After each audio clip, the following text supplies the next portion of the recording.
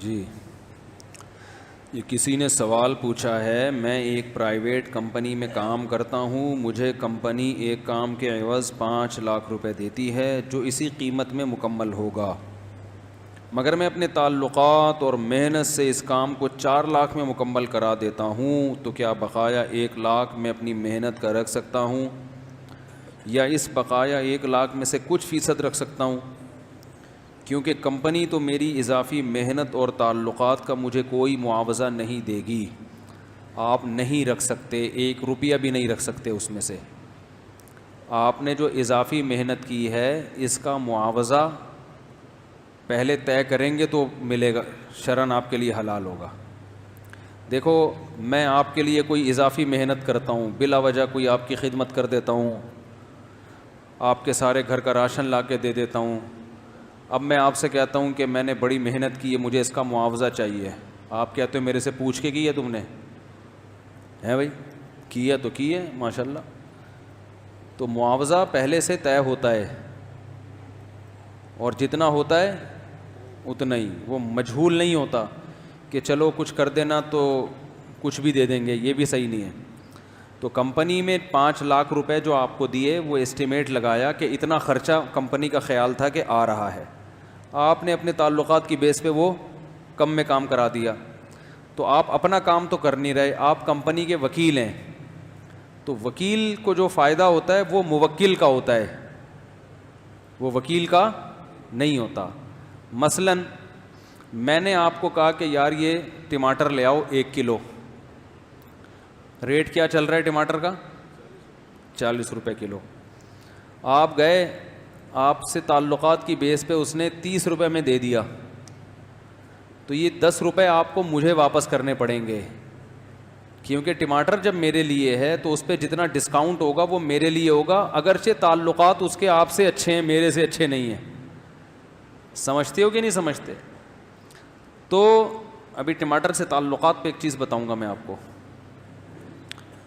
تو سبق کی بات جب بھی آئے میں پارسل کر دیتا ہوں انشاءاللہ۔ ہاں، یہ 5 لاکھ آپ کے لیے اس وقت حلال ہوتے جب کمپنی آپ کو 5 لاکھ میں اس کام کا ٹھیکہ دیتی۔ جیسے ہم بلڈر کو ٹھیکہ دیتے ہیں کہ یار 2 کروڑ میں یہ گھر بنا دو، مطلب ہم 2 کروڑ دیں گے، آگے تم جانو مزدور جانے، تو وہ 2 کروڑ اس کو گھر کی بنوائی کا، تعمیر کا معاوضہ مل رہا ہے، اس کو استثناء کہتے ہیں، یعنی آرڈر پہ چیز بنوانا یا کام لینا۔ جیسے ہم بریانی کے دیگ والے کو کہتے ہیں کہ ہمارے ہاں رات کو بارات آ رہی ہے، یعنی بارات تو نہیں ولیمہ ہے، 2 دیگیں تیار کر دینا۔ اب وہ مجھ سے یہ نہیں کہتے اسٹیمیٹ بتاؤ جتنا خرچہ آئے گا ہم دیں گے، نہ نہ نہ، وہ لم سم ریٹ بتاتا ہے، بھائی 2 دیگوں کے میں اتنے لیتا ہوں، آپ نے بس اس کو یہ بتا دینا اس میں گوشت اتنا ہونا چاہیے کم از کم، مسالہ تیز ہو یا کم ہو، یہ بتا دیتے ہیں آپ، تو وہ پہلے سے ریٹ طے ہو جاتے ہیں، وہ دیگ بنا کے آپ کو دیتا ہے، تو یوں سمجھا جائے گا کہ اس نے دیگ بنا کے آپ کو فروخت کر دی، استثناء کہا جاتا ہے آرڈر پہ مال تیار کرنا۔ ٹھیکیداروں کو ہم متعین پیسے دیتے ہیں، بھائی ہم اتنے دیں گے، اب آپ نے اس ڈیزائن کا مکان بنانا ہے، جو بچے گا وہ آپ کا پروفٹ ہے۔ تو اگر کمپنی نے آپ کو 5 لاکھ روپے دیے اور کہا کہ بس اس میں کام آپ کروا دو، مطلب یہی ہے کہ جو بچے وہ آپ کا ہے، تو پھر تو یہ 5 لاکھ حلال ہیں۔ لیکن اگر وہ اسٹیمیٹ لگا کے اس نے دیا ہے تو اس کا مطلب یہ ہے کہ اس کو پتہ ہے کہ اتنا خرچہ ہوگا، آپ نے تعلقات کی بیس پہ خرچہ کم کرا لیا، تو یہ خرچہ میں جو بچت ہوئی ہے یہ آپ کے لیے حلال نہیں ہے، یہ کمپنی کو آپ واپس کریں گے۔ اب آپ کا دل مانے گا نہیں کہ میں واپس کیوں کروں، کمپنی تو یہی سمجھ رہی تھی کہ 5 لاکھ ہے، بھائی میں نے تو محنت کی ہے، تو بھائی نہ کرو محنت، کس نے کہا ہے؟ جتنی محنت اس نے ذمہ لگائی ہے اتنے کر لو۔ سمجھ میں آ رہی ہے بات؟ اور اگر کی ہے تو ثواب ملے گا قیامت کے دن آپ کو۔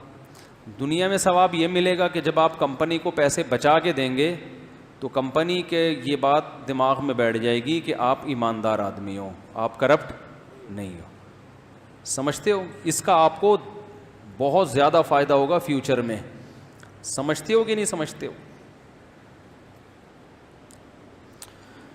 اگر کوئی بندہ اسلام کے علاوہ اپنے ملک پاکستان کے لیے جہاد کرے تو کیا یہ حرام ہے؟ نبی صلی اللہ علیہ وسلم نے فرمایا مجاہد وہ ہے من قاتل لتکون کلمۃ اللہ ہی العلیٰ، جو اس لیے لڑتا ہے کہ اس کا دین، اس کا کلمہ، اللہ کا کلمہ بلند ہو جائے، فہو فی سبیل اللہ، تو اس لڑنے والے کو اللہ کے راستے کی لڑائی کہا جائے گا اور اس لڑنے والے کو مجاہد کہا جائے گا۔ تو ملک کے لیے لڑنے والا اگر صرف ملک برائے ملک لڑتا ہے تو وہ شہید نہیں ہے۔ شہید وہ ہے جو اللہ کے لیے لڑے۔ پہلی بات تو یہ ہو گئی۔ دوسری بات یہ کہ ملک کے لیے لڑنے والا اگر اللہ کے لیے لڑ رہا ہے، میں اس کو مثال سے سمجھاؤں گا تو بات سمجھ میں آئے گی، کیونکہ اس بات کا لوگ غلط مطلب بھی لیتے ہیں اور کہتے ہیں یہ جو آرمی کے جوان شہید ہو رہے ہیں یہ شہید نہیں ہے کیونکہ یہ تو ملک کے لیے لڑ رہے ہیں، اور ملک کے لیے لڑنے والا شہید نہیں ہوتا۔ تو یہ بھی ہے کہ بات درست ہے، مگر اس سے جو نتیجہ نکالا جا رہا ہے وہ نتیجہ درست، بولو بھائی، نہیں ہے۔ میں مثال سے سمجھاؤں گا تو بات انشاءاللہ کھوپڑی میں بیٹھے گی انشاءاللہ۔ کھوپڑی اللہ نے بنائی اس لیے کہ اس میں باتیں بیٹھا کریں۔ دیکھو بھینس کے پاس بھی کھوپڑی ہے، مگر وہ اس لیے کہ وہ مغز، اس کا مغز نہاری میں ڈلے اور لوگ اس مغز کو کھائیں، وہ استعمال کے کام کا نہیں ہے۔ اگر بھینس کو اللہ نے مغز اس لیے دیا ہوتا کہ وہ غور و فکر سے کام لے تو وہ ساری زندگی ایک ہی جگہ کھڑی کھڑی برباد نہ کر دیتی، اور 10-10 20-20 کلو دودھ نکال کے انجیکشن بھی لگوا رہی ہے ٹھیک، جبکہ اس کو پتہ ہے کہ میں بوڑھی ہو جاؤں گی تو یہی مجھے کاٹ کے کھا جائیں گے۔ تو اس کا مغز ہے کھانے کے لیے، ہمارا مغز کیا ہے؟ باتوں کو بٹھانے کے لیے۔ تو اس لیے جو میں بات کہہ رہا ہوں اس کو کھوپڑی میں بٹھائیں کہ یہ ایسے ہی ہے جیسے آپ اپنے باپ کے لیے لڑتے ہو، لڑتے ہوئے قتل ہو گئے، سب کہیں گے نا شہید ہے، بولو نا، سب کیا کہیں گے؟ شہید ہے یار، باپ کے لیے جان دے دی، اور موقع پہ ہی قتل ہو گئے تو بغیر غسل اور بغیر کفن کے آپ کو دفنایا جائے گا، یعنی شہید کے دنیاوی احکام بھی جاری کیے جائیں گے۔ اور امام شافعی کے ہاں جنازہ بھی نہیں پڑھایا جاتا شہید کا، امام ابو حنیفہ کے یہاں جنازہ ہے، امام شافعی کے یہاں جنازہ نہیں ہے، لیکن اس پر سب کا اتفاق ہے کہ نہ غسل دیا جائے گا اور نہ کفن، اسی کپڑوں میں دفن۔ اگر کس کے لیے لڑ رہے تھے؟ بولو نا، ابا کے لیے لڑ رہے تھے۔ اب اگر کوئی یہ کہے کہ ابا کے لیے لڑنے والا شہید نہیں ہوتا، شہید تو وہ ہوتا ہے جو کس کے لیے لڑے؟ اللہ کے لیے، کیونکہ حدیث میں آتا ہے جو اللہ کے لیے لڑ رہا ہے وہ کیا ہے؟ شہید۔ یہ تو ابا کے لیے لڑا ہے۔ تو ہم یوں کہیں گے بات درست ہے، مگر اس سے جو نتیجہ نکالا جا رہا ہے وہ نتیجہ درست نہیں ہے۔ بات اس لیے درست ہے کہ واقعی ابا کے لیے لڑنے والا شہید نہیں ہے، یعنی ابا برائے ابا، لیکن ابا کے لیے کوئی اس لیے لڑ رہا ہے کہ ابا کے لیے لڑنے کا حکم کس نے دیا ہے؟ اللہ نے، یہ رشتے اللہ نے بنائے ہیں۔ تو لڑ تو باپ کے لیے رہا ہے، مگر کس کے حکم کی تعمیل میں لڑ رہا ہے؟ اللہ کے حکم کی تعمیل میں۔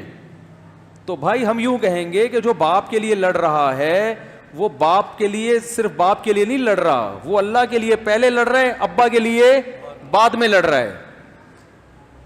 اسی وجہ سے جو اللہ کو نہیں مانتے وہ ابا کے لیے لڑتے بھی نہیں ہیں جس طرح سے لڑنا چاہیے۔ نہیں آ رہی بات؟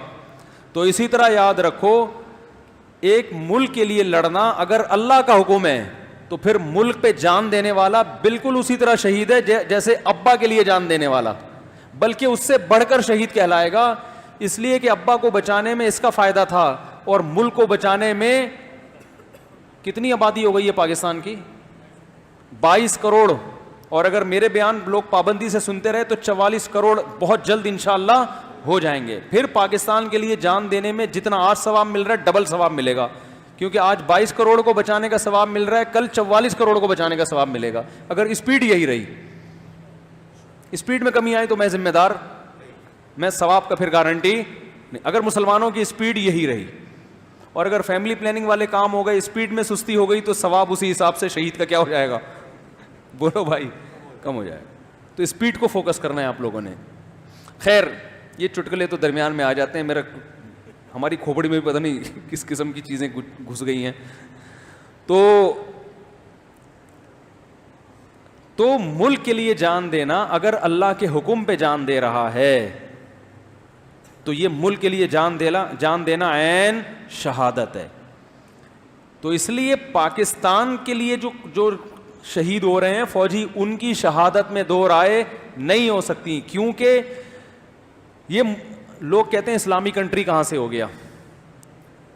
میں نے جمعے کو بیان میں سمجھایا تھا نا کہ یہ آئین اسلامی ہے تو یہ اسلامی کنٹری ہے, چاہے عملی لحاظ سے کتنی کوتاہیاں ہوں, لیکن فرض کر لو اسلامی نہیں ہے, مسلمانوں کا تو ہے نا. سمجھ میں آ رہی ہے بات, کس کا کنٹری ہے؟ تو اس کو بچا کے حفاظت کس کی ہو رہی ہے؟ مسلمانوں کی. تو اتنے مسلمانوں کی بقا کے لیے جنگ لڑنا یہ تو بہت اعلیٰ درجے کی شہادت ہے, اور صرف مسلمانوں کو نہیں, ایز اے ریاست بھی اس کے لیے لڑنا بڑی شہادت ہے, کیونکہ مسلمان تو پوری دنیا میں پائے جاتے ہیں. یہاں ریاست میں بھی کچھ ایسی کوالٹی ہے کہ جو دنیا کے کسی اور اسلامی ریاست میں وہ صفات نہیں ہے. نہیں آ رہی بات؟ کیا صفات نہیں؟ اگر پاکستان کو دنیا کے نقشے سے فرض کر لو, اللہ نہ کرے تھوڑی دیر کے لیے آپ ختم کر دو, تو دنیا کھا جائے گی باقی اسلامی ملکوں کو بھی, کیونکہ باقی ترکی کے علاوہ کسی اور اسلامی کنٹری کے پاس ایسی فورس ہے نہیں, اور ایٹمی پاور تو واحد آپ کا ملک ہے, تو اس لیے باقی بھی نہیں بچیں گے. تو پاکستان کے لیے اگر کوئی جان دے رہا ہے تو وہ سعودیہ کے لیے بھی دے رہا ہے. نہیں آ رہی بات؟ وہ انڈونیشیا کے لیے بھی دے رہا ہے, وہ ملیشیا کے لیے بھی دے رہا ہے, وہ ترکی کے لیے بھی دے رہا ہے. تو وہ ایک کنٹری کے لیے جان نہیں دے رہا, وہ پوری دنیا کے مسلمانوں کی بقا کا ذریعہ بن رہا ہے. تو ہاں, آپ یہ کہہ سکتے ہیں کسی دوسرے ملک میں اگر کوئی فوجی اپنے ملک کے لیے جان دیتا ہے تو شہید ہے یا نہیں. تو اگر وہ کسی کنٹری کے لیے لڑتا ہے جو اسلامی نہیں ہے, لیکن وہ اس کی فوج میں بھرتی ہو گیا, فوج میں بھرتی ہو کے اس کا ایگریمنٹ ہو گیا کہ جب ملک پہ کوئی مصیبت آئے گی تو میں لڑوں گا, تو ملک اگر کسی دوسرے ملک کے خلاف ناجائز کارروائی کرتا ہے تو اس کے لیے پھر اس ملک کا ساتھ دینا جائز نہیں ہے, چاہے وہ ایگریمنٹ میں داخل ہی کیوں نہ ہو, کیونکہ یہ ایگریمنٹ ہی خلاف شرع ہے نا. ارے میں آپ سے پیسے لوں, ایگریمنٹ میں یہ طے ہوا کہ میں آپ کو داتا دربار سے 2 بریانی کی پلیٹیں لا کے دوں گا, تو اب میں نہیں لا کے دوں گا تو غلط ہو جائے گا نا. داتا دربار تو غلط مثال آ گئی, کوئی اور مثال, کیونکہ کھانے سے ذہن ادھر ہی جاتا ہے فوراً. مزار جتنے بھی ہیں کھانے پینے کے اڈے بن گئے. لیکن اگر میں آپ سے تنخواہ لے رہا ہوں ہر مہینے, ایگریمنٹ یہ ہوا تھا کہ جب آپ کوئی بندہ مجھ سے قتل کروائیں گے تو میں مار دوں گا اس کو, اور میں ہر مہینے آپ سے اس بات کے 1 لاکھ روپے لے رہا ہوں. اب جب بندہ قتل کروانے کی بات آئی تو مجھے پتا چلا یار آپ جس بندے کو قتل کروا رہے وہ کیا ہے, مظلوم ہے. تو اگرچہ میرے ایگریمنٹ کا حصہ تھا کہ جب آپ بندہ مرواؤ گے تو میں ماروں گا, پھر بھی میرے لیے یہ اس ایگریمنٹ کو پورا کرنا جائز نہیں ہے, اگرچہ میں آپ سے 1 کروڑ روپے لے کے کھا چکا ہوں. نہیں آئی بات سمجھ میں؟ اب اگر یہ آپ مجھے تانا دے کہ بھائی میں نے تم سے ایگریمنٹ یہ لیا تھا کہ جب میں کسی بندے کو تم سے قتل کرواؤں گا تو تم مارو گے اس کو جا کے, اور اسی پہ تم مجھ سے 1 کروڑ روپے اب تک کھا چکے ہو, تو اتنے پیسے جو تم نے کھائے ہیں یہ ایگریمنٹ کی وجہ سے کھائے ہیں. تو اب ایگریمنٹ کا تقاضا یہ ہے کہ قرآن بار بار کہتا ہے کہ معاہدوں کو مسلمان پورا کرتا ہے, تو تم نے اتنے پیسے کھا لیے, اب میں تمہیں جب بندے کو مارنے کا کہہ رہا ہوں تو مار نہیں رہے, تو میں کہوں گا جہاں اسلام معاہدوں کی پابندی کو فوکس کرتا ہے وہاں اسلام کسی پہ ظلم کی اجازت بھی نہیں دیتا. تو چاہے پاکستان ہو یا کوئی بھی کنٹری ہو, کسی ملک پہ اگر ظلم کرنے کے لیے چڑھائی کرتا ہے ظلم کی نیت سے, تو اس میں اس ملک کے کسی بھی فوجی کے لیے اپنے کنٹری کا ساتھ دینا حلال نہیں ہے, چاہے وہ ایگریمنٹ کا حصہ ہو, کیونکہ یہ ایگریمنٹ ہی خلاف شرع ہے. تو ایسے موقع پہ وہ مارا گیا تو وہ شہید نہیں ہوگا. بہت اہم پوائنٹ کی بات ہے. لیکن اگر ایسا نہیں تھا تو پھر اگر وہ اپنے ملک کی حفاظت کے لیے قتل ہوتا ہے تو وہ فی سبیل اللہ قتل تو نہیں کہلائے گا, کیونکہ وہ یعنی اسلام کو غالب کرنے کے لیے تو نہیں لڑ رہا, لیکن وہ ظلمن قتل کہلائے گا کہ اس پہ ظلم ہوا ہے. سمجھ میں آ رہی ہے بات؟ اس کی مثال میں دیتا ہوں, یوں سمجھو ایک ہندو ہے, اس نے اپنے گھر میں آپ کو چوکیدار رکھ لیا, اس نے اپنے گھر میں آپ کو کیا رکھ لیا؟ چوکیدار کہ بھائی میں بڑا مالدار ہوں, میرے گھر میں بہت پیسے پڑے ہوئے ہیں, آپ چوکیداری کرو. آپ پکے مومن تہجد گزار, لیکن چوکیداری کسی کی بھی کی جا سکتی ہے کہ بھائی آپ نے ہندو سے ایگریمنٹ کیا کہ میں غریب آدمی ہوں, میرے پاس کھانے کو روٹی نہیں ہے, لیکن میں جاب تمہاری قبول کرتا ہوں, میں تمہارے گھر میں کوئی چور ڈاکو نہیں آنے دوں گا اور اس کی مجھے اتنی تنخواہ دو. اب آپ ہر مہینے تنخواہ لے رہے ہیں, لیکن اس ہندو کے گھر میں کوئی پرہیزگار مسلمان ڈکیتی کرتے ہوئے گھسا, تو آپ نے کہا چونکہ یہ مسلمان ہے اور مسلمان کے مقابلے میں ہندو کا ساتھ دینا اسلام میں کیا ہے, حرام ہے, لہذا پتلی گلی سے بھاگ گئے, اور بھاگتے ہوئے اس ہندو نے آپ کو گولی چلا کے مار دیا, تو آپ شہید نہیں ہوں گے, حالانکہ آپ مسلمان کا ساتھ دے رہے تھے, ایک مسلم کا, اور غیر مسلم کو نقصان پہنچا رہے تھے, مگر اس موقع پہ آپ مارے گئے تو آپ مردار ہو گئے, آپ شہید نہیں ہو گے, کیونکہ آپ ظلم میں کس کا ساتھ دے رہے ہو, مسلم کا. وہ ڈاکو ہے, وہ ڈکیتی کرنے آ رہا ہے اس کے گھر میں, اور آپ اس کا ساتھ دے رہے ہو کہ میں مسلمان کا ساتھ دوں گا. سمجھ میں آ رہی ہے بات کہ نہیں آ رہی؟ بلکہ ایسے موقع پہ اسلام نے کیا حکم دیا, حق کا ساتھ دو. وہ اس کے گھر میں ناجائز ڈکیتی کر رہا ہے, تو اب تمہیں کیا کرنا ہے کہ نہ صرف یہ کہ مسلمان کا ساتھ نہیں دینا, بلکہ اس ہندو کا ساتھ دینا ہے جس کی روٹی تم کھا رہے ہو, جس سے ایگریمنٹ یہ ہوا تھا کہ کوئی تم پہ حملہ کرے گا تو میں کیا کروں گا, تمہارا دفاع. ایسے موقع پہ آپ اس ہندو کے حق میں لڑتے ہوئے مارے گئے, اس تہجد گزار نے گولی مار دی تو آپ شہید ہو گئے. یہ شہادت وہ والی شہادت نہیں ہے جو جہاد میں ہوتی ہے, بلکہ اس سے کم درجے کی شہادت ہے. دیکھو شہادت کی بھی دو قسمیں ہیں, ایک وہ جو دین کو دنیا میں غالب کرنے کے لیے لڑا جائے, وہ شہادت تو ان فوجیوں کو ملے گی جو پاکستان کے لیے لڑ رہے ہیں یا مسلمان ملک کے لیے لڑ رہے ہیں, کیونکہ ان کے پیش نظر اسلام بھی ہوتا ہے, صرف کنٹری برائے کنٹری نہیں ہوتا. بھائی اس لیے یہ لڑتے ہیں کہ بھئی اسلامی کنٹری ہے نا, اور پیچھے مسلمانوں کی حفاظت ہو رہی ہے, تو اس مسلمانوں کے بچنے سے اسلام بھی تو بچے گا. اور ایک شہادت وہ ہوتی ہے کہ آپ حق پر تھے اور آپ کا مخالف کیا تھا, وہ ظلم کرتے ہوئے آپ کو مار دیتا ہے. تو اب آپ ہندو کے لیے جب لڑو گے تو آپ کو وہ مسلمان جب گولی مارے گا تو آپ شہید ہوگے, مگر یہ مظلومن جو بھی ظلمن مارا جاتا ہے وہ اسلام میں کیا ہوتا ہے, شہید ہوتا ہے. اور یہاں بھی آپ ایسے شہید ہوگے کہ نہ آپ کو غسل دیا جائے گا اور نہ کفن, کیونکہ مظلومن مارے گئے ہو. نہیں آ رہی بات؟ آپ حق پر تھے تو حق پہ جب بھی کوئی لڑے گا تو وہ شہید ہوگا. جب بھی کوئی حق اپنے حق کے لیے لڑے گا نا, وہ کیا ہوگا, اسلام میں شہید ہے, اور ظالم وہ ہے جو دوسرا اس کو مار رہا ہے. لیکن یہ اس شہادت میں اور اس شہادت میں کیا ہے بھائی, شہادتوں میں فرق ہوتا ہے. غزوہ بدر میں جو شہید ہوئے ان کو وہ مقام تھوڑی, ان کے بعد والے لوگوں کو وہ مقام تھوڑی ملا جو فتح مکہ کے بعد شہید ہوئے ہیں. بدر کے شہداء کی بڑی ویلیو ہے نا, وہ تو بہت, بدری صحابہ کی تو بڑی ویلیو ہے.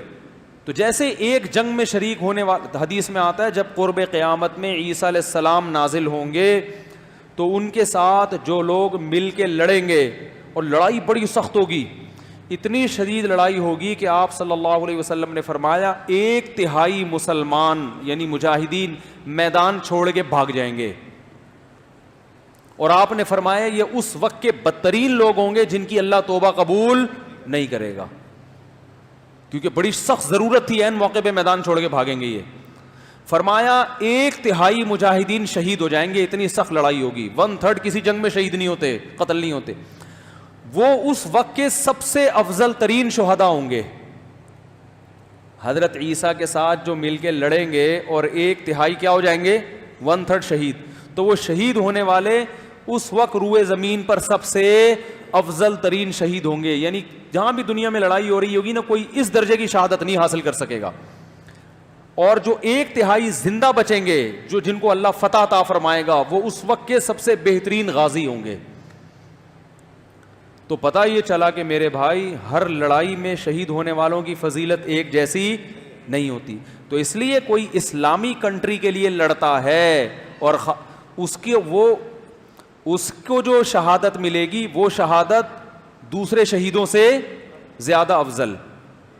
اور جو پاکستان کے لیے لڑ رہا ہے, جبکہ اس کو یہ گراؤنڈ ریئلٹی بھی معلوم ہے کہ پاکستان کی کتنی ویلیو ہے, تو اس کی شہادت بھی دوسرے شہداء سے بولو بھائی بڑھ کر. اسی طرح اور بھی کچھ ممالک ہیں جہاں لڑائی ہو رہی ہے, اور وہ بہت افضل شہداء ہیں وہ. تو اسی طرح یاد رکھو کہ اگر کوئی اسلامی کنٹری کے لیے نہیں ہے لیکن ہے غیر مسلم مگر وہ ہے حق پر, تو وہ بھی اگر مارا جائے گا تو وہ بھی مظلوماً شہید کہلائے گا, لیکن اس کے وہ فضائل نہیں ہوں گے جو کسی اسلامی کنٹری کے لیے لڑنے والوں کے ہوں گے. مثلاً ایک آدمی کسی ہندو کی چوکیداری کرتا ہے اور اس کی بقا کے لیے جان دے دیتا ہے, شہید تو وہ بھی ہے, لیکن ایک کسی عالم کے گھر کی چوکیداری کر رہا ہے اور لڑتا ہوا شہید ہو جاتا ہے, تو دونوں شہیدوں میں فرق ہوگا کہ نہیں ہوگا؟ نہیں آ رہی بات. دنیا بھی اس فرق کو مانتی ہے. لوگ کہیں گے واہ تم لوگوں نے اپنے لیے فرق نکال لیا. بھائی دنیا بھی مانتی ہے, غیر مسلموں میں بھی جو وزیر اعظم کا گارڈ ہوتا ہے اور اس کے لیے لڑتا ہوا شہید ہو جائے اس کو پروٹوکول زیادہ ملتا ہے نا. ارے مجھے ایک بات آؤ, ایک عام بنگلے کا چوکیدار اگر اس کو ڈاکو مار دیں, اس بیچارے کو ثواب کے علاوہ کچھ ملتا ہے پاکستان میں؟ نہ پاکستان میں کچھ ملتا ہے نہ ہندوستان میں کچھ ملتا ہے. تھوڑا بہت زکوٰۃ کے چندے کر کے لوگ اس کے گھر والوں کو دے دیں گے, لیکن وہی کسی وزیر اعظم یا صدر کا گارڈ ہو اور پھر اس کو قتل کر دیا جائے تو حکومت اس کے لواحقین کو طبیعت سے نوازتی ہے کہ نہیں نوازتی؟ اور تاریخ کی کتابوں میں اس کا نام کہ اس نے جان دی تھی. تو اسی طرح یاد رکھو, ایک اللہ کو ماننے والے کے لیے اگر کوئی جان دیتا ہے تو اللہ کے ہاں اس کو پروٹوکول زیادہ دیا جاتا ہے, اور ایک اس شخص کے لیے جان دیتا ہے جو اللہ کو نہیں مانتا تو اس کو پروٹوکول کم دیا جاتا ہے. سمجھتے ہو کہ نہیں سمجھتے؟ تو جو علماء کی گارڈ بنتے ہیں وہ اگر شہید ہو جائیں تو ان کا درجہ زیادہ, پھر جو عام مسلمانوں کے گارڈ بنتے ہیں وہ شہید ہو جائیں تو ان کا مقام ایک غیر مسلم کے گارڈ بننے سے, بولو بھائی, زیادہ. سمجھتے ہو؟ تو اس لیے جو بھی ملک کے لیے لڑ رہا ہے تو ملک کے لیے لڑنے کا حکم دیا کس نے؟ اللہ نے دیا ہے نا. اللہ کا حکم نہیں ہے کہ ان مظلوموں کی حفاظت کرو. ما لکم, وہ کیا ہے وہ آیت ہے اس میں سورہ نساء میں, وما لکم لا تقاتلون فی سبیل اللہ والمستضعفین من الرجال والنساء والولدان یقولون ربنا اخرج لنا من هذه القرية الظالم اهلها واجعل لنا من لدنك وليا واجعل لنا من لدنك نصيرا. فرمایا تمہیں کیا ہو گیا کہ تم ان کے لیے, ان عورتوں اور بچوں کے لیے نہیں لڑتے جو کمزور ہیں اور ہر وقت اللہ سے دعائیں مانگتے ہیں کہ اللہ ہمارے لیے کوئی ہمارا دوست اور مددگار بھیج دے. تو تمہیں کیا ہو گیا؟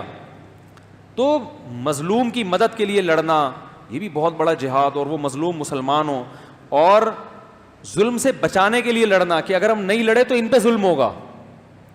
آج مجھے بہت افسوس ہوتا ہے لوگ اس قسم کی باتیں کرتے ہیں کہ یہ پاکستان آرمی جہاد کہاں سے کر رہی ہے, کوئی جہاد ہے؟ یہ 1000 کلومیٹر تمہارے باپ نے سنبھالا ہوا ہے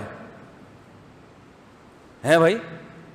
بھائی خامیاں ہر ایک میں ہوتی ہیں, ہر ایک میں خامیاں ہوتی ہیں.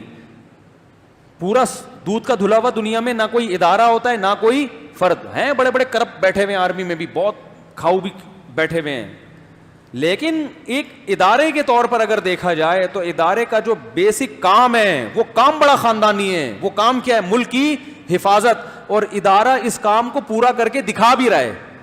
پاکستان میں کوئی ایک ادارہ بتاؤ جس کے ذمے وہ کام لگا ہو اور اس نے 50% بھی پورا کر کے دکھایا ہو. نیب کو دیکھ لو, نیب والوں کا کیا کام ہوتا ہے؟ کرپشن. ارے بولو نا, کیا کام ہوتا ہے؟ کرپشن روکنا. 50% بھی ختم کی ہے. بلکہ نیب کے چیئرمینوں کے بارے میں رپورٹیں آتی رہتی ہیں کہ سب سے زیادہ کھانا پینا ان لوگوں کا ہے. ہو سکتا ہے غلط رپورٹیں آ رہی ہوں, لیکن رپورٹیں آ رہی ہیں کہ ان کا کام کیا ہے کھانا پینا. غلط ہوگا, لیکن اتنا تو ہے نا کہ اپنی ذمہ داری پوری 50% بھی پوری نہیں کی ہے. جو ہماری جو صحت کی وزارت ہے جس کا کام ہے ایک صحت مند معاشرہ تشکیل دینا, دے دیا؟ بولو نا. 50% بھی اپنی ذمہ داری پوری کی ہے. جعلی دوائیں بک رہی ہیں کہ نہیں بک رہی ہیں؟ کوئی دوا کھاؤ اثر ہی نہیں ہوتا. میں تو پھر باہر ڈاکٹر کو فون کرتا, ڈاکٹر صاحب یہ دوا کھا رہے ہیں کچھ ہو ہی نہیں رہا. انہوں نے کہا کہ یہ پاکستان پہ کوئی پتہ نہیں ہوتا دوائیں اوریجنل ہے یا 2 نمبر دوائیں بہت بک رہی ہیں. جانوروں کی دوائیں تو 90% 2 نمبر ہوتی ہیں, کیونکہ انسانوں کے بارے میں تو لوگ خود بھی ڈر جاتے ہیں. اگرچہ جو ہیلتھ کا جو ادارہ ہے نا, جو وزارت صحت ہے, ان کو تو اتنی کوئی پرواہ نہیں ہے, لیکن لوگوں میں خود تھوڑا سا اللہ کا خوف ہے کہ یار ایسا نہ ہو کہ پیناڈول میں چرس کی پیناڈول بنا کے بیچنا شروع کر دو, گناہ ملے گا. لیکن جانوروں کے بارے میں تو لوگ اتنا ڈرتے بھی نہیں کہ مر جائے گا نا. تو جانوروں میں جعلی دوائیں بہت ہیں. میں نے تو جانور بہت پالے ہیں نا, اور جانوروں کے ڈاکٹر ہول سیل کے حساب سے جعلی ہیں. میری دمبی بیمار تھی, میں مارکیٹ سے گابن دمبی لے کر آیا کہ بھئی ایسی دمبی جو بچہ دینے والی ہو, کیونکہ پھر اس کے بچے کو پالوں گا, نر ہے, اور پھر دودھ دمبی میں ہوتا ہے. دمبی کا دودھ صحت کے لیے بہت زبردست ہے. اس نے بھائی قسمیں اٹھا لی, اس کے پیٹ میں بچہ ہے اور یہ بچہ ہونے والا ہے. ہم لے آئے دمبی, یہیں پیچھے باندھ دی ہم نے.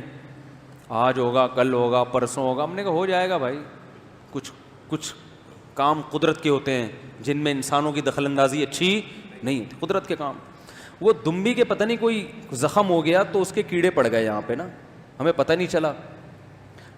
مجھے کسی نے بتایا یہ ڈاکٹر بڑا خاندانی ہے, بڑا اچھا ڈاکٹر ہے, اور جس نے بتایا وہ خود جانور پالتا ہے, اس کو ڈاکٹروں کا پتہ بھی ہے. میں بھی متاثر ہو گیا. میں نے کہا اس کو لے کر آؤ. میں گیا, اس کو بائک پہ کسی اٹھا کے لایا. میں نے کہا ہماری دمبی کو چیک کرو. اس نے خیر کہا کہ فنائل کی گولیاں پیس کے اس کے کان میں ڈالو تو کیڑے ختم ہو جائیں گے. ہم بڑے خوش کے, بڑا حالانکہ تو ساری دنیا کے پاگل سے پاگل کو پتہ ہوتا ہے. ایک دو ٹھوک دیے ٹیکے, ہمیں بھی نہیں پتا کیا تھا اس میں. میں نے کہا یار اس کا بچہ تو نہیں مر گیا اتنی دوائیں کھانے سے. اس نے چیک کیا, وہ کیا کہتے ہیں وہ جو ڈاکٹر کان میں لگا کے بیٹھے ہوتے ہیں, جو بھی ہوتا ہے مجھے نام ذہن میں نہیں, وہ لگا کے اس نے چیک کیا. اس نے کہا کہ بچے کی ہارٹ بیٹ تو صحیح ہے, بچے کی ہارٹ بیٹ صحیح ہے, بچہ زندہ ہے. سوچو جو بچے کی ہارٹ بیٹ چیک کر کے بتا رہا ہے وہ دمبی کی اپنی ہارٹ بیٹ کو کتنے آرام سے پہچان لیتا ہوگا. تو خیر ہم نے کہا چلو تسلی ہو گئی. اب جب وہ دمبی ٹھیک ہوئی تو میں نے کہا یار اب میرے پاس ٹائم نہیں تھا یا کیا مسئلہ تھا. ایک کسٹمر آیا, اس نے کہا مفتی صاحب یہ آپ اپنی دمبی مجھے بیچ دو. میں نے کہا ٹھیک ہے لے لو بھائی, آپ کو اچھی لگ رہی ہے تو, لیکن یہ گابن ہے, اس کے ریٹ مناسب ہوں گے. اس نے کہا کوئی بات نہیں, میں مناسب ریٹ دینے کے لیے تھی. مناسب ریٹ پہ ہم نے وہ اس کو دے دی, یعنی پہنا دی. میری نیت پہنانے کی نہیں تھی, میری نیت تو اس پر احسان کی تھی. میں سمجھ رہا ہوں اس کے پیٹ میں کیا ہے, بچہ ہے, اور ہارٹ بیٹ بالکل اس کی خاندانی ہے. ہمیں اپنے بچوں کو نہیں پتا ہوتا کیا رپورٹ ہے, لیکن اتنی اچھی رپورٹ ڈاکٹر پیش کر کے گیا ہے. تو وہ دمبی کا یہ ہوا کہ جس کو دی وہ بیچارہ مجھ سے عقیدت میں کہ مفتی صاحب تو زبان کے کیا ہیں, یہ تو جھوٹ بول کہہ رہے میں منڈی سے اس نہیں اٹھا رہا, 2 نمبر مال ملتا ہے. تو مفتی صاحب سے, اور قیمت بھی اچھی دے کر گیا کہ گابن ہے. وہ بھی پھر خدا پہ چھوڑ دیا نا اس نے کہ ایک دن ہوگا جب انشاءاللہ یہ دمبی بھی کیا بنے گی, ماں بنے. ایک دن ہوتا ہے, 2 دن ہوتا ہے, 8 مہینے ہو گئے, سال ہو گیا. کہہ رہے اس کا تو پیٹ ہی نہیں موٹا ہو رہا. پھر مجھے آگے کہنے لگا بھائی یہ کیا ہے, کتنے مہینے کا حمل ہوتا ہے دمبیوں کو. میں نے کہا جتنے کا بھی ہوتا ہے مجھے پتہ نہیں, لیکن اتنا نہیں ہوتا, اتنا تو ہاتھی کا نہیں ہوتا. میں نے کہا بھائی. پھر کسی کو دکھایا, اس نے بولا اس کے پیٹ میں کچھ ہے ہی نہیں. تو یہ حالات کس کے ہیں, ڈاکٹروں کے. میں اس ڈاکٹر پہ سوار ہو گیا. میں نے کہا یار پتہ چلا یہ ڈاکٹر ہی نہیں ہے. پھر بکری بیمار ہوئی ہماری, اس کے بھی کان میں نا کوئی وہ چچڑی نہیں ہوتی, وہ چپک گئی, تو وہ اس کے بھی کہیں کیڑے ویڑے لگ گئے ہوں گے, کیا ہو گیا ہوگا واللہ والا. وہ بیچاری گردن یوں جھکائے کھڑی بھی ہے. میں نے اندازہ ہوا کہ بکری کا موڈ آف ہے. ہم نے رکشہ بلایا, رکشے میں خود ڈال کے لے کر گیا میں بکری کو. ایک میں جگہ نہیں بتاؤں گا, وہاں لے کر گیا جہاں پتا تھا کہ یہاں فراڈی ڈاکٹر نہیں, یہاں بڑے بڑے ڈاکٹر ہیں, اور لائن سے 3-4 کلینک ہیں.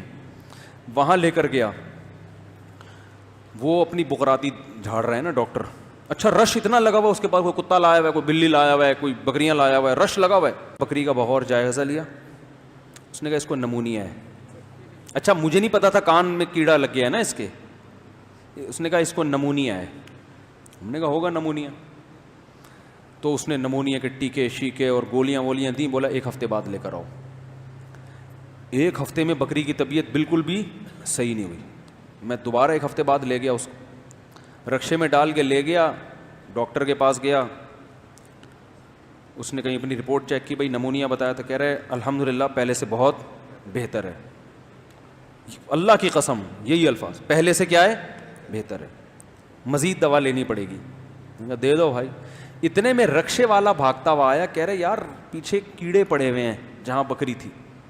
میں گیا تو کیڑے تیر رہے ہیں, کیڑے چل رہے ہیں. میں نے کہا یہ کیڑے کہاں سے آئے؟ تو میں آیا تو پھر میں نے بکری کا بغور مطالعہ کیا تو اس کے کان کے اندر کیڑے, کان میں زخم ہو گیا تھا اس کے, وہ ایک چچڑی نہیں جوں چپک جاتی, وہ پھر میں نے اس جگہ پہ جو ہے نا وہ چونا ڈلوایا اور اسپرے کروایا. بعض دفعہ مٹی میں یہ چیزیں پیدا ہو جاتی ہیں. پھر پتہ چلا یہ بیمار اس لیے ہے کہ کان اس کا کیا ہے, خراب ہے. نمونیا شمونیا کچھ بھی نہیں تھا. پھر اس کمبخت نے کان کاٹا اس کا, وہ اتنا کان اندر سے خراب ہو گیا تھا, کان کاٹ کے وہ صاحب. میں نے کہا چلو کنکٹی ہو گئی, وہ ٹھیک ہو گئی. جیسے ہی اس کو وہ اینٹی بایوٹک کھلائی ہیں اور وہ انجیکشن لگے ہیں, فٹ فاٹ ہو گئی. تو یہ حالات کس کے ہیں؟ ڈاکٹروں کے, جانوروں کے ڈاکٹر کے. نمونیا اور پتہ نہیں کیا, وہ مر جاتی تھوڑے دنوں میں. کہتا ہے تقدیر میں مرنا لکھا ہوا تھا, کیا ہو گیا, مر گئی. وہ تو بکری کا تو حساب بھی نہیں ہوگا قیامت کے دن کہ آدمی اس کو بددعا دے گا یار. تو میں حساب ضرور لیتا قیامت میں کہ تو نے میری بکری ماری ہے.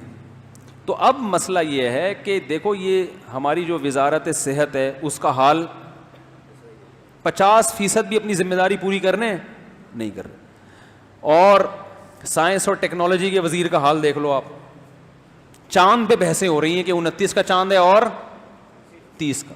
فلکیات کا کی الف بے بھی معلوم نہیں ہے ٹھیک ہے نا. حالانکہ ماہرین فلکیات یہ کہتے ہیں کہ چاند کی کیلکولیشن کے ذریعے مہینوں کی تعیین ممکن ہی نہیں ہے. یہ ماہر فلکیات کہتے ہیں. اور محترم ماہرین فلکیات کے کندھے پہ رکھ کے بندوق چلا رہے ہیں کہ ماہر فلکیات کے حوالے کر دینا چاہیے اور پہلے سے نقشے بن جانے چاہیے, اور سمجھ رہے ہیں کہ میں بہت بڑا کوئی سائنس کی بات کر رہا ہوں. تو سائنس اور ٹیکنالوجی کی وہی میں اکثر ایک لطیفہ سناتا ہوں کہ وزیر تعلیم سے انٹرویو لیا جا رہا تھا تو ان سے ایجوکیشن کے بارے میں بات کی جا رہی ہے. اس کو غصہ آیا, بھائی مجھ سے ایجوکیشن کا کیوں پوچھتے ہو؟ تو اس نے کہا کہ آپ وزیر تعلیم تھے تو اس لیے آپ سے تعلیم کا پوچھ رہے ہیں. اس نے کہا جب تھے اس وقت نہیں تعلیم کا مجھے کچھ پتا تھا, اب تو ریٹائر ہو گئے. تو ہر شعبے, ریلوے کا حال دیکھو, ہر شعبے کا حال. تو بھائی فوج کی ذمہ داری کیا ہوتی ہے؟ ملک کا دفاع. تو آپ جتنا مرضی اپنی فورسز کو برا بلا کہو, لیکن یہ کام فورسز نے خاندانی طریقے سے پورا کیا ہے. سمندروں کی بھی حفاظت کی, فضاؤں کی بھی حفاظت کی, اور میدانوں کی بھی حفاظت کی ہے. ایک ہی کام ہے پاکستان کا ڈنکا, صحیح ہے نا. اور جو ایمونیشن بنایا جا رہا ہے, اسلحہ بنایا جا رہا ہے, آپ ہر ٹیکنالوجی میں دوسروں کے محتاج ہو, ہر چیز میں. لیکن پاکستان میزائل کی ٹیکنالوجی میں, اسلحہ کی ٹیکنالوجی میں خود مختار ہو گیا ہے, خود بنا رہا ہے اسلحہ. تو یہ کتنی بڑی بات ہے کہ کم از کم ایک ڈیفنس تو خاندانی ہو رہا ہے کہ نہیں ہو رہا. تو اس لیے جب یہ کوئی اس طرح کی بات کیا کرے نا, ابے یہ تو ملک کے لیے لڑ رہے ہیں, تو تنخواہ لینے کے لیے لڑ رہے ہیں, یہ کہاں سے مجاہد ہو گئے. تو میں حیران ہوتا ہوں کہ یار جس نے 1000 کلومیٹر کا بارڈر سنبھالا ہوا ہے وہ اگر مجاہد نہیں ہے تو کیا پھر اور کسے مجاہد کہتے ہیں؟ ہاں یہ آپ ضرور کہیں کہ صرف یہ نہیں ہے, اور بھی ہیں, اور بھی لوگ ہیں جنہوں نے ملک کو بچایا ہوا ہے, اور بھی لوگ ہیں جو ملک کے لیے کام کر رہے ہیں. اور صرف پاکستان نہیں, دوسرے اسلامی کنٹری کے لیے بھی لوگ لڑ رہے ہیں, کام کر رہے ہیں. تو ہم نے کب کہا کہ وہ مجاہد نہیں ہیں؟ ہو سکتا ہے ان سے زیادہ اچھے مجاہد ہوں, لیکن اتنا تو مانو کہ یہ بھی ہیں. جو فلسطینی لڑ رہے ہیں اپنے حق کے تحفظ کے لیے, بیت المقدس کے لیے لڑ رہے ہیں, وہ تو سب سے مقدس جنگ ہے, تو ہم ان کی نفی تھوڑی کر رہے ہیں. تو اس لیے جو بھی اللہ کے لیے لڑ رہا ہے, اور ایسی لڑائی جس کا فساد نہ ہو, بعض جگہ لڑائی جہاد کے نام پہ ہوتی ہے لیکن اس میں فساد جہاد سے زیادہ ہوتا ہے, یعنی جہاد نہیں ہوتا, اس میں نتائج کے لحاظ سے فساد ہوتا ہے, تو وہ اس لڑائی کو ہم لڑائی نہیں مانتے. تو اس لیے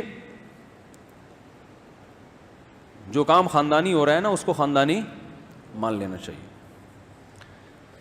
اور یہ ایک عجیب بات ہے, میں نے آپ کو بتایا تھا نا کہ جو اللہ کے لیے لڑتا ہے نا اس کے لڑنے کا اسٹائل کچھ اور ہوتا ہے, اور جو صرف کنٹری کے لیے لڑ رہا ہوگا اس میں وہ موٹیویشن اس کو مل ہی نہیں سکتی. تو یہ بھی ایک حقیقت ہے. آپ یوٹیوب پہ سرچ کر کے دیکھ لیں, جو پاکستانی میدان جنگ میں شہادت دیتے ہیں ان کی ماؤں کے انٹرویو لیں, پڑے ہوئے ہیں یوٹیوب پہ, کوئی ایک آپ کو چیختی چلاتی نظر نہیں آئے گی, ہائے میرا بچہ مروا دیا, ہائے میرا یہ, نا نا نا نا. اور جو دوسرے ملکوں کے لیے لڑتے ہیں ان کی ماؤں کے انٹرویو دیکھیں آپ, یہ حکومت نے میرا بچہ مروایا ہے, یہ ہمارے بچوں کو مروا رہی ہے جا کے, سمجھ رہے ہو, واویلا مچاتے ہیں. میں نے تو اب کیا زیادہ لمبی ڈیٹیل میں بات صحت کے لیے وزارت صحت نے منع کی ہے زیادہ تفصیلی باتیں کر. میں نے شہداء بھی دیکھے اپنی آنکھوں سے, اور جو شہداء کے مقابلے میں لڑنے والے ہیں ان کو بھی دیکھا ہے. دونوں کی میتوں میں مرنے کے اسٹائل میں زمین آسمان کا فرق ہوتا ہے. جو حق کے لیے لڑتا ہے نا, جیسے علماء ہم نے دیکھے ہیں شہید ہوتے ہوئے کراچی میں, اور ڈاکوؤں کو بھی قتل ہوتے ہوئے دیکھا ہے ہم نے پولیس کے ذریعے. دونوں کے مرنے کے اسٹائل میں بڑا فرق ہوتا ہے. ایک ایسے ٹیڑھے میڑا ہو کے مرے گا نا, چیختا چلاتا ہوا ہے ہوئے گالیاں دے رہا ہوگا مرتے ہوئے ایسے ہوتے ہیں. اور ایک کے مرنے کا انداز وہ نرالا ہوتا ہے, کلمہ پڑھتے ہوئے جا رہا ہوگا, ایک عجیب سی اس کے پہ, اگر وہ تکلیف سے کراہ بھی رہا ہوتا ہے نا, تکلیف تو ہوتی ہے انسان کو ظاہر ہے جب گولی لگتی ہے, تو کراہنے کا بھی اسٹائل میں نحوست نہیں ہوتی. اور جو باطل پہ لڑتا ہوا مرتا ہے نا, اس کو مرتے ہوئے نحوست آپ کو اس کے چہرے پہ نظر آئے گی. یہ میں نے اپنی آنکھوں سے دیکھا. اور شہداء کے خون کی خوشبو تو ہم نے ایسی سنی ہے کہ میں قرآن لاؤ اس پہ ہاتھ رکھ کے قسم اٹھا کے کہہ سکتا ہوں کہ میں نے شہداء کے ناک کی, اپنی ناک سے ان کے خون کی خوشبو سونگھی ہے جس میں کوئی آمیزش نہیں ہے. لوگ کہہ سکتے ہیں نا, یہ ملحدین کہیں گے کہ ابے یہ مولویوں کی بنائی ہوئی باتیں ہیں. اگر کوئی شہید مجھے نظر آیا نا اور اس کے خون سے خوشبو ہوئی, میں بلا کے دکھاؤں گا کہ یہ ہے خوشبو. میں نے بہت شہداء کے خون کی خوشبو, ادھر شہید ہوئے ہیں, ہوتے رہے نا ٹارگٹ کلنگ میں کتنے ہوئے ہیں, تو کراچی میں ایک زمانے میں تو بہت شہداء ہو رہے تھے, ادھر گرے ہیں زمین پہ, ادھر خون سے فوراً خوشبو پھوٹی ہے, اور ایسی خوشبو کہ آپ کے تصور سے بالا تر. یہ وہی خوشبو ہے جس کے بارے میں رسول اللہ صلی اللہ علیہ وسلم نے ارشاد فرمایا کہ شہید جب قیامت کے دن آئے گا تو اس کا خون اسی طرح بہہ رہا ہوگا جس طرح شہادت کے وقت تھا, اور دمہ لونہ لون دم, اس کا رنگ خون کا ہوگا مگر خوشبو مشک کی ہوگی اس کی. صحیح حدیث ہے. یہ درست ہے کہ ہر شہید میں ایسا نہیں ہوتا, لیکن اگر چند میں ہو بھی جاتا ہے تو یہ بھی تو ایک کرامت ہے یا نہیں ہے؟ یہ تو اللہ کی طرف سے ایک عجیب کرامت ہے. نارمل عام طور پہ شہیدوں کے ساتھ ایسا نہیں ہوتا, لیکن اگر ہوتا ہے تو ہوتا کس کے ساتھ ہے؟ شہیدوں کے ساتھ. تو یہ ہم نے دیکھا ہے اپنی ناک سے. اور مفتی عتیق الرحمان شہید رحمۃ اللہ علیہ, جن کو ٹارگٹ کلنگ میں شہید کیا تھا, ان کا بیٹا میرا شاگرد ہے. ان کو میں نے اپنی آنکھوں سے نہیں دیکھا, لیکن ان کا بیٹا میرا شاگرد ہے اور نیک لڑکا ہے. مجھے اس نے خود بتایا کہ ہم نے 6 مہینے بعد اپنے والد کی قبر کو کھولا, بارش کی وجہ سے نا قبرستان پورا ڈوب گیا تھا. 6 مہینے بعد ہم نے شفٹ کرنے کے لیے نکالا ہے, تو کہہ رہے ہیں شہادت کے وقت جو خون سے خوشبو آ رہی تھی نا, 6 مہینے بعد اسی طرح وہ خوشبو آ رہی تھی, اور باڈی بالکل اس 6 مہینے پہلے جیسی تھی, بالکل اسی طرح سلامت تھی. بہت ہوتا ہے شہداء کے ساتھ یہ. تو کس کس کے نام لیں ہم, لیکن یہ قاعدہ کلیہ نہیں ہے کہ جو بھی شہید ہوگا خون سے خوشبو آئے گی, اور یہ اس کی علامت بھی نہیں ہے کہ جس کے خون سے خوشبو نہیں آ رہی تو وہ شہید نہیں ہے یا وہ اللہ کے ہاں مقبول نہیں ہے. یہ کوئی اس کی علامت نہیں. میں نے ایک عالم سے پوچھا, میں نے کہا حضرت ہم بعض دفعہ یہ دیکھتے ہیں کہ ایک آدمی عمل میں کمزور تھا, شہید ہوا تو خون سے خوشبو آئی اس کے, لیکن دوسرا آدمی عمل میں زیادہ ہے, وہ شہید ہوتا ہے تو لاش خراب ہونا شروع ہو جاتی ہے تھوڑی دیر میں, تو یہ کیا ہے؟ تو انہوں نے ایک بڑی پیاری بات کہی. انہوں نے دیکھو جس کے خون سے خوشبو آ رہی ہے, باڈی سلامت ہے, اس کے جان کو تو اللہ نے قبول کیا, جسم کو قبول نہیں کیا ہے, جسم بچا لیا اللہ نے, یہ کرامت کے طور پر دکھانے کے لیے. لیکن جس شہید کا جسم خراب ہو گیا, سڑ گیا, وہ کہتے ہیں میری نظر میں اس کی شہادت کامل ہے, کیونکہ یہ قیامت کے دن کہہ سکے گا اللہ میں نے تیری خاطر اپنی جان سے بھی ہاتھ دھویا, اور تیری یہ جتنا میرے لاش پہ جو کیڑے پڑے ہیں یہ سب کس کی راہ میں ہیں؟ بولو بھائی, تیری راہ میں. ان عالم نے جب مجھے یہ بات بتائی نا, تو ایک واقعے کی طرف میرا دماغ چلا گیا. میں نے کہا آپ کی تصدیق عبداللہ ابن مبارک رحمہ اللہ تعالیٰ کے بیان کردہ ایک واقعے سے بھی ہوتی ہے. یعنی اس تصدیق میں نے اسلاف کا ایک واقعہ سنایا ان کو, کہ عبداللہ ابن مبارک نے اپنی کتاب میں لکھا ہے کہ ہم کہیں لڑائی کے لیے گئے تھے. عبداللہ ابن مبارک تبا تابعین میں سے ہیں. تو ہم نے ایک نوجوان میدان جنگ میں شہید ہوا, جب ہم اس کو قبر میں دفنانے کے لیے لٹاتے تھے تو قبر نکال کے باہر پھینک دیتی تھی اس کو. آپ کو پتہ ہے یہ اچھا سائن بولو نا نہیں ہے. قبر بہت ہی کوئی بدبخت لوگ ہوتے ہیں جن کو قبر نکال کے باہر پھینک دیتی ہے, ایسے بھی واقعات ہوئے ہیں. تو ہمیں حیرانگی ہو رہی تھی، یہ تو میدان جنگ میں شہید ہوا ہے اور نمازی پرہیزگار لڑکا تھا، قبر اس کو نکال کے کیا کرتی ہے باہر. اب باہر اگر رکھیں تو چیل کوے کھا جائیں گے، اس کو درندے کھا جائیں گے، بے اکرامی کیسے. تو مجبوراً پہلے فاصلے اتنے ہوتے تھے کہ کوئی ایسا انتظام بھی نہیں تھا کہ لاش کو گھر لے آئیں، وہیں چھوڑ کے چلے آئے.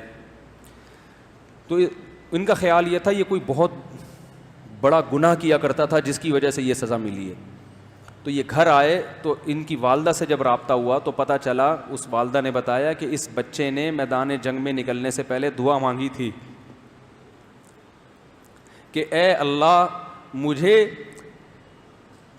تیرے راستے میں ایسی شہادت چاہیے کہ دفن نصیب نہ ہو، تاکہ درندے میری لاش کو کھائیں، اور قیامت کے دن جب لوگ قبروں سے اٹھیں تو میری لاش، میرا جسم درندوں کے پیٹ سے نکلے، ان کی باڈی کا جز بن چکا ہو، پھر تو قیامت کے دن مجھ سے پوچھے کہ تیرا حشر ایسے کیوں نہیں ہو رہا جیسے لوگوں کا ہوتا ہے، تو درندوں کے پیٹ میں کیسے پہنچا، تو میں فخر سے کہہ سکوں اے اللہ یہ قربانی، بولو بھائی، تیری خاطر، میں نے تیری خاطر اپنا جسم بھی کس کو کھلا دیا، درندوں کو کھلا دیا.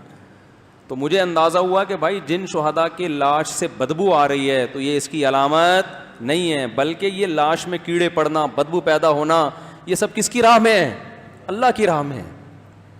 وہ قیامت میں فخر سے کہہ سکے گا اللہ میں تو چلتا پھرتا حسین جمیل انسان تھا، خوشبوئیں لگا کے گھوما کرتا تھا، میری لاش کا یہ حشر کیوں ہوا ہے، یہ تیری راہ میں ہوا ہے، تیری خاطر ہوا ہے. تو قیامت کے دن یہ چیز بھی بڑے فخر کا ذریعہ ہوگی. تو خیر کیا بات چل رہی تھی، یہ یہاں آئی کہاں سے، بات کیا چل رہی تھی یار، کہاں سے بات آئی تھی، چلو جہاں سے بھی ہے. تو شہداء کے ہیں، ہاں تو میں یہ کہہ رہا تھا کہ بھائی ہماری حفاظت کر رہے ہیں، فضاؤں میں بھی ہماری حفاظت. اور دوسری بات یہ بھی ہے کہ فوج کا جو طریقہ کار ہے نا سلیکشن کا اور ٹریننگ کا، اس میں 2 نمبر آدمی اتنے آرام سے ایڈجسٹ ہی نہیں ہو سکتا، سمجھ رہے ہیں، اس کے لیے چلنا مشکل کام ہے، ٹریننگ سب کو کرنی پڑتی ہے. جب پاکستان نیوی نے ہمیں بلایا نا تو 7 بجے ہمیں کہا تھا کہ گاڑی لینے آ جائے گی، 7 بجے فوجی پہنچے ہوئے تھے لینے کے لیے. جن آفیسر سے ملاقات تھی 7:30 بجے ملاقات تھی، سب کے سب جتنے بھی آفیسر تھے 7:30 بجے بیٹھے ہوئے تھے.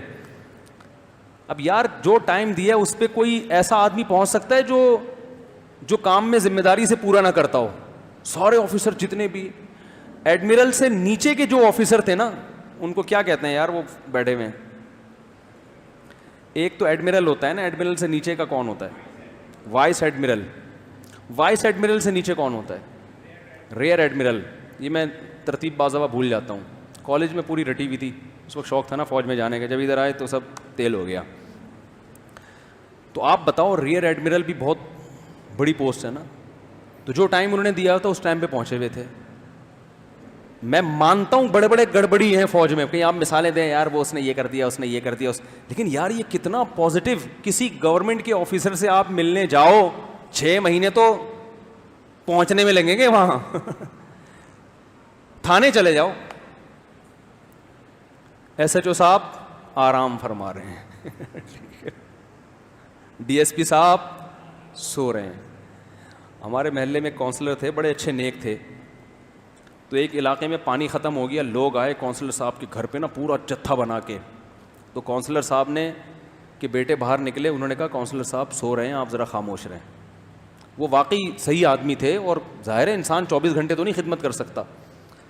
تو لوگ اتنا طیش میں آ گئے نا، پورے علاقے میں لوگوں نے چاکنگ کی اور جگہ جگہ لکھوایا خاموش کونسلر صاحب سو رہے ہیں، یہ ان کا مذاق اڑانے کے. تو وہ کونسلر کے بارے میں تو یہ جملہ غلط تھا، لیکن میجورٹی تو اسی طرح ہی ہے، اچھے لوگ بھی ہیں. تو کسی بھی ادارے پہ جب تبصرہ کیا جاتا ہے تو یہ دیکھا جاتا ہے کہ من حیث الادارہ یہ اپنی ذمہ داریاں پوری کر رہا ہے کہ نہیں کر رہا. باقی گڑبڑیں ہر جگہ ہوتی ہیں، وہ ہوتی رہیں گی. تو وہ ذمہ داریاں الحمدللہ خاندانی طریقے سے پوری ہو رہی ہیں. نہیں یقین آتا نا فوج میں بھرتی ہو جاؤ، بھرتی تو ہو جاؤ گے، اس کے بعد بھاگنے کے خیالات زیادہ آئیں گے. میرے پاس ایک ملنے آیا کرتے تھے، کمانڈو بھی بیٹھے ہوئے بیان میں. وہ بیٹھے ہوئے وہ دیکھیں پیچھے, وہ نیوی میں پتہ نہیں آرمی میں, یہ بھول گیا میں, ٹھیک ہے نا. تو میں نے ان سے پوچھے آپ کی ایکٹیویٹی کیا ہے, انہوں نے بتایا یہ. میں نے کہا یار اس میں تو آدمی زخمی بھی ہو سکتا ہے, ہاتھ پاؤں ٹوٹ سکتے ہیں. انہوں نے کہا ہاں بالکل ٹوٹ سکتے ہیں, ٹوٹ بھی جاتے ہیں لوگوں کے. ان کی بڑی ٹف ٹریننگ تھی نا. تو اگلے ہفتے میری ان سے ملاقات تھی. میں نے کہا آپ خیریت سے؟ کہہ رہے خیریت سے نہیں, میری ٹانگ ٹوٹ گئی ہے. میری ٹانگ, وہ کہیں آپریشن تھا بلوچستان میں, اس آپریشن کے دوران کیا ہوا, ٹانگ ٹوٹ گئی. تو میں نے ان کو ٹائم دیا, میں نے کہا میں آؤں گا انشاءاللہ تعزیت کے لیے. یہ ٹھیک ہو کے ٹانگ جڑ گئی, آ گئے. تعزیت نہیں, سوری, عیادت کے لیے. ان کی ٹانگ جڑ گئی, یہ ملاقات کے لیے آ گئے, اور میں اب تک نہیں جا سکتا. اگر میں آرمی میں ہوتا تو میں چلا جاتا. کیا خیال ہے؟ تو قربانی ہے بھائی, اس کو مان لینا چاہیے میرا خیال ہے. نہیں مانے تو جاؤ بھاڑ میں. میں جو باتیں کر رہا ہوں وہی ہمارے بڑوں کا نظریہ ہے, وہی جامعۃ الرشید کا نظریہ ہے, اور دل سے, تقلید میں نہیں, دل سے وہی ہمارا نظریہ ہے کہ پاکستان میں سب سے جو خاندانی ادارہ ہے وہ ہماری فورسز ہیں, جو ذمہ داری پوری کر رہی ہیں اپنی کوتاہیوں کے ساتھ. اور ان کوتاہیوں کی اصلاح کا طریقہ یہ ہے کہ آپ فوج میں اچھے لوگوں کو بھیجیں تاکہ جو گڑبڑیں ہیں وہ بھی کیا ہو جائیں, ختم ہو جائے. اس کا طریقہ یہ نہیں ہے کہ ممبر پہ بیٹھ کے اپنی فوج کے خلاف بیان کریں. اس کا نقصان یہ ہوتا ہے کہ جو لڑنے والی فوجی ہیں میدان میں, وہ ان کو موٹیویشن نہیں ملے گی, ان کے جذبے ٹھنڈے پڑ جائیں گے, اور نقصان قوم کو اٹھانا پڑے گا. دیکھو جو آپ کے لیے لڑ رہا ہوتا ہے نا, 2 نمبر بھی چرسی بھی ہو, آپ نے جا کے اس کو تھپکی دینی ہوتی ہے, ابے تو چرس پی کے لڑ مگر کام خاندانی کر رہا ہے.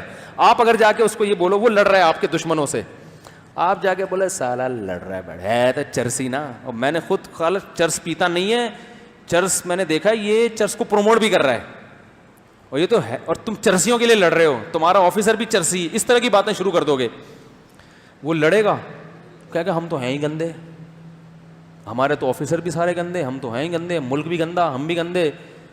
تو وہ صرف تنخواہ کے لیے لڑے گا پھر جتنے, اور تنخواہ کے لیے جان نہیں دی جاتی میرے بھائی. جان جب دی جاتی ہے جب کسی کو تھپکی دی جاتی ہے, بیٹا شاباش, کیپ اٹ اپ, سلوٹ. اس کو سلوٹ مارا جاتا ہے نا, سر خاندانی کام ہے. تو مجھے کوئی بھی فوجی ملنے کے لیے آئے نا, کتنا ہی رنگ روٹ کیوں نہ ہو, میں اس کو عزت دیتا ہوں الحمدللہ. آفیسر کی بات نہیں کر رہا, ایک عام فوجی کوئی بھی رنگ روٹ بھی ملنے کے لیے آتا ہے, میں اس کو عزت دیتا ہوں. اور یہ ہمارے بڑوں نے سکھایا ہے, اس کو عزت دیتا ہوں کہ بھائی تم کام کیا کر رہے ہو, تم خاندانی کام کر رہے ہو. حالانکہ وہ ہمیں اتنی عزت نہیں دیتا. بہت سے ہمارے خلاف بولتے ہیں, بہت سے فوج کے آفیسر ہمارے خلاف بولتے ہیں, ابے یہ مولوی ایسے, ابے یہ وہ کرتے ہیں. فوج میں تو ہر طرح کے لوگ ہیں, ابے یہ مولوی. میرے ایک رشتے دار آرمی میں تھے, میں ان سے ملنے جایا کرتا تھا, تو ان کے بڑے فوجیوں سے تعلقات تھے, بڑے بڑے کرنل سے بھی اوپر لیول کے فوجی آ کے بیٹھا کرتے تھے, اور برا بھلا کہہ رہے ہوتے تھے مولویوں کے, ابے یہ مولویوں نے دین کو ایسا بنا دیا, ابے یہ مولویوں نے دین کو ایسا بنا دیا. ہوتے اچھے بھی ہیں برے بھی ہیں. تو شخصیتوں کو دیکھو گے تو ہر چیز ملے گی آپ کو, ہر ویرائٹی ملے گی, اچھے بھی اور برے بھی. لیکن ایسے ادارہ دیکھو گے, ادارے کو فوکس کرو گے تو بھائی ادارہ خاندانی. تو ہم کسی فوجی سے اگر محبت کرتے ہیں تو اس لیے نہیں کہ اس کی ذاتی حیثیت, اس لیے کہ ہمارا دفاع کر رہا ہے وہ, اور اس سے ہمارا ملک مضبوط ہوگا. سمجھتے ہو؟ اور بھی بہت کچھ ہے کہنے کے لیے نہیں. اچھا ہاں, میں وہ آخری بات کر دوں کہ دیکھو پاکستان ایک اسلامی کنٹری ہے نا, تو یہاں کے جو لڑنے کے لیے جو جذبہ ہے نا, وہ دوسرے ملکوں میں دوسرے ملکوں کے پاس وہ جذبہ نہیں ہے.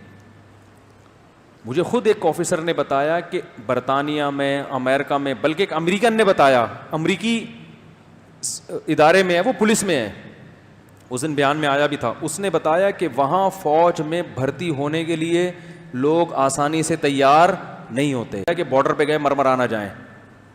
جبکہ ہمارے ہاں جب ویکینسیز آتی ہیں تو بندے اتنے زیادہ آتے ہیں نا فوج میں بھرتی ہونے کے لیے کہ سلیکشن مشکل کام ہو جاتا ہے. 20 آدمی چاہیے ہوتے ہیں تو 20,000 آ رہے ہوتے ہیں. کمیشن آفیسر بھرتی ہونے کے لیے ہزاروں میں سے چند کا انتخاب ہوتا ہے. اسی طرح جو عام فوجی ہیں نا, ان میں سے ہزاروں میں سے چند کا ایک کا انتخاب ہوتا ہے. آرمی اپنے معیار پہ سلیکشن کرتی ہے, دوسرے ملکوں میں ایسا نہیں ہے. وہاں لوگ فوج میں بھرتی ہونے کے لیے تیار نہیں ہوتے, بہت کم لوگ جاتے ہیں. جی آبادی کا ریشو اگر دیکھا جائے. پھر جاتے ہیں تو لڑنے کے لیے بھرپور طریقے سے تیار. افغانستان میں دیکھ لو نا, افغانستان میں امریکن لڑتے ہیں اس جذبے سے نہیں لڑتے جس جذبے سے ہمارے فوجی لڑتے ہیں دوسرے ملکوں کے خلاف. جب جنگ ہوتی ہے اس جذبے سے وہ نہیں لڑتے. کتنے لوگ افغانی بتاتے ہیں ہمیں آ کے, وہاں جب امریکی کوئی گولی لگتی ہے نا کسی امریکی فوجی کو, تو عجیب اس طرح سے چیخ رہا ہوتا ہے وہ کہ پتہ نہیں کیا ہو گیا. تو یہ فرق ہے ایک اسلامی ملک کے لیے لڑنے والے اور ایک غیر, کیونکہ وہ امریکہ کے لیے کیوں لڑ رہا ہے, ایگریمنٹ کا حصہ ہے, نیشن کے لیے لڑ رہا ہے, لیکن اس کو یہ اندازہ ہوتا ہے کہ یار جتنی قیمتی جان نیشن کی ہے اتنی ہی میری بھی ہے. وہ کوئی دودھ کے دھلے ہوئے نہیں ہے.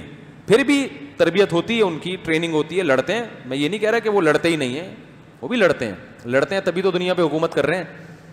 لیکن وہ جذبہ نہیں ہوتا جو ہمارے جن فوجیوں کو نشان حیدر ملا ہے. راشد مہناز کو دیکھا نہیں تھا, ابے کسی میں یہ جذبہ ہے کہ سالہ جہاز کو یوں نیچے کر کے بم گرا دے جا کے زمین پہ. اس کے لیے ایک عدد دل اور ایک عدد جگر ہونا چاہیے. راشد مہناز نے کیا کیا تھا, 18 سال کا نوجوان, 18 سال کا نوجوان, کتنی کم عمری, جب انسان کے لمبے لمبے خواب ہوتے ہیں, ایسے موقع پہ یار ایک جہاز کو بچانے کے لیے اپنی جان دے دی کہ بھائی نہ تیرا ہے نہ یہ جہاز, اگر میں اپنے ملک میں لے جا سکتا تو تیرے کنٹری میں بھی نہیں لے کے جاؤں گا, ہم دونوں مریں گے. اور اس وقت اس اغوا کرنے والے کی حالت کیا ہوئی ہوگی سوچو. یہ تو شہادت کے جذبے سے ہوگا, اور جو جہاز اغوا کرنے کے لیے آیا تھا اس کی کیا کنڈیشن ہوگی کہ یار یہ تو میں نے سوچا تھا ہی نہیں, میں نے تو یہ سوچا تھا کہ گن پوائنٹ پہ میں وہاں لے جاؤں گا. یہ تو تصور نہیں تھا کہ یار ایسے بھی جگر والے لوگ ہوتے ہیں کہ جب ہم ان کو وہاں جانے کا کہیں گے اور یہاں نہیں لے جا سکے گا تو کہے گا نہ وہاں نہ یہاں. صحیح ہے نا, یہ نیچے جائے گا جہاز, خود اپنے آپ کو موت کے منہ میں دھکیلا جا رہا ہے. تو اس کو اٹ از کالڈ شہادت, اٹ از کالڈ شہادت. کافی ہو گیا میرا خیال ہے, ایسا نہ آپ سب دھماکے سے پڑ جائیں جا کے گھر. بھی بولیں اتنی زیادہ ہو گئی ہے کہ اب ہمیں بھی پھاڑ ہو گئی جا کے. آپ اپنی بیگموں کو برداشت کر لیں, یہ بھی کیا ہے شہادت. شہادت کی ایک قسم 4 شادیاں بھی ہیں. اگر ایک بندہ ساری زندگی زمزم کے پانی میں سادہ پانی ملا کے پیے تو پھر بھی زمزم, ہاں زمزم ہی ہوگا. دکھی ہوں آنکھ سے, یہ کیا لکھا ہے بھائی, بہت لمبے سوالات ہیں, ابھی ٹائم کم ہے. سنت کے مطابق وضو کا طریقہ اور نماز ادا کرنے کا طریقہ بیان کر دیں. اس پہ بات ہو گئی, بہت لمبا سوال ہے, اس پہ پورا بیان ہوگا. یہ عرب اسرائیل کا جو نے پوچھا ہے پورا بیان ہونا چاہیے. کیا آپ سے گزارش تھی, دیکھو یار آپ سے گزارش ہے کہ اس مسئلے کا حل بتا دیں. ایک خاتون نے پوچھا ہے کہ میں بیان سننے آتی ہوں, دکھتی ہوئی آنکھ سے جو پانی بہتا ہے یا آنکھوں میں جو دانے ہو جاتے ہیں ان کی وجہ سے پانی نکلتا ہے, وہ پانی کیا ناپاک ہوتا ہے؟ نہیں, ناپاک نہیں ہوتا. آنکھ سے جو پانی نکلتا ہے وہ ناپاک نہیں ہوتا, کپڑے پہ لگ جائے تو بھی ناپاک نہیں ہوگا. خشک ناپاک کپڑا اگر خشک پاک کپڑے سے لگ جائے تو بھی ناپاک نہیں ہوتا. اگر نجاست خشک ہے اور وہ پاک کپڑے سے لگ جائے اور کپڑے خشک ہو تو دوسرا کپڑا ناپاک نہیں ہوتا. سبحانک اللہم و بحمدک نشہد ان لا الہ الا انت